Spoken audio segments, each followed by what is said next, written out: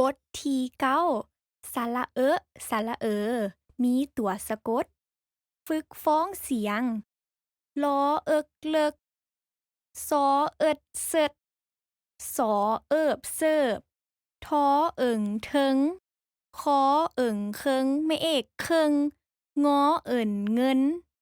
ออเอิกเอิกพอเอิงเผิงไม่โทเพิ่งลอเอิกเลิกปอเอิดเปิดกอเอิบเกิบนอเอิงเนึงไม่โทเนื่องนอเอ่ยเนยดอเอินเดินไม่เอกเดินตอเอิมเติมขอเอินเคินฝึกอ่านคำศัพท์เลิก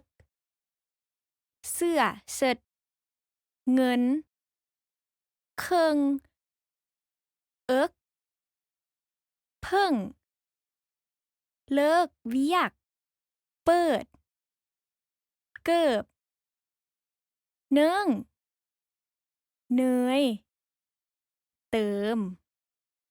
ฝึกอ่านประโยคซึกออกกำลังกายหลังเลิกเรียน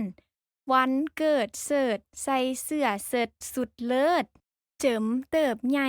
ขึ้นไว้จนเกิบครับเด็กๆแลนลิ่นกลางเดินโฮงเฮียนนางเสริมเปิดปึ้มอ่านอย่างเพิดเพลินครูเนยเปิดห้องสอนวิทยาศาสตร์ เท้าเสริมเริ่มเขียนบทเรียนครูให้ทดลองเฮ็ดภูเขาไฟระเบิด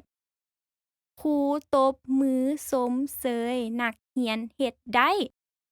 นักเรียนเพลิดเพลินกับการทดลอง